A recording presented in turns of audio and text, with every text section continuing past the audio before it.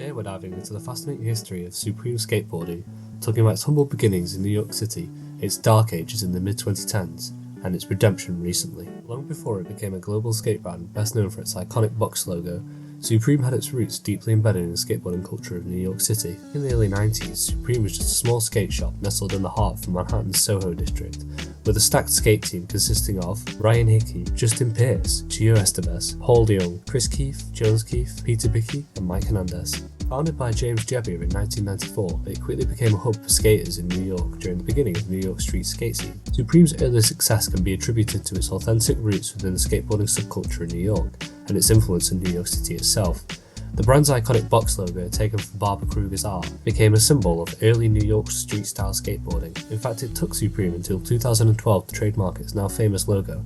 This helped Supreme to create unlicensed collabs with many brands before 2012. This isn't rare in skateboarding nowadays. In fact, many brands we know today in skateboarding have found success from ripping off more popular known brands, with the most popular examples being Palace with their 2009 unofficial Umbro tops, Dime and its eerily similar logo to Dior, and most recently Yard Sale with Yves Saint Laurent designs. During the 1990s, Supreme was a small skate shop in Soho, an old office space on Lafayette Street in Lower Manhattan, compared to today where Supreme functions with 16 shops all across the globe, most recently in South Korea. Early Supreme was entirely skateboarding based, with very little focus on selling clothing besides hoodies and t-shirts, until Jebbia discovered that he could capitalise on skateboarding's influence in popular fashion.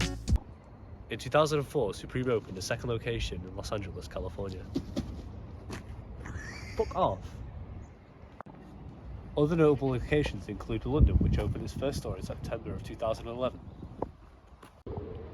In 1996, Supreme released its first feature part, Supreme, I Love Supreme, showcasing what would come to be known as Supreme's raw and edgy aesthetic.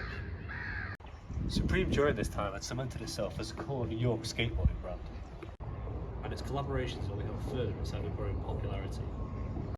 The underground New York City skate shop now nestled itself into the world stage and became an ever-growing popular brand. In 2012, the New York City filmmaker William Strobeck was tasked with shooting a commercial for Supreme.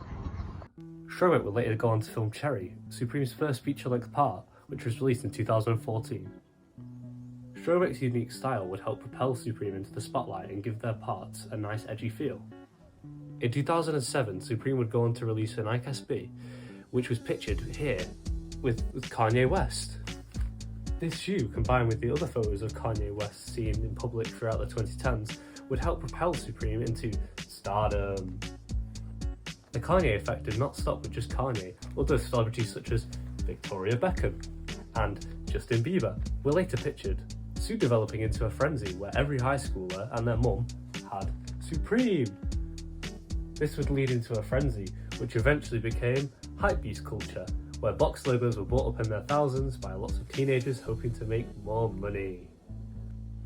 The culmination of this in 2017 led to the Supreme Louis Vuitton collab. The release of the Louis Vuitton collab was clearly an attempt to capitalise on hypebeast culture. The attempts to make Supreme into a pseudo-designer brand tainted the humble roots and forever ruined Supreme's image in the eyes of many. To put it simply, they had sold out. In the eyes of many skateboarders, Supreme had sold out its core authentic image in an attempt to capitalise on rich teenage Americans that sought to look wealthy and popular. Throughout this era, William Strobeck had been working hard on producing skateboarding parts such as Bless, Candyland, Stallion and Mind Goblin.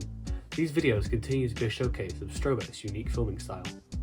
These videos helped to undo the damage done by Supreme at its thirst for capital. Today, with skaters like Ben Cadell and Tyshawn Jones, Supreme has helped repair its image, and is arguably one of the best skate teams in modern skateboarding history. In conclusion, despite Supreme's tainted past, they are back on track to being their authentic selves. So, it asks the question, what's next for Supreme?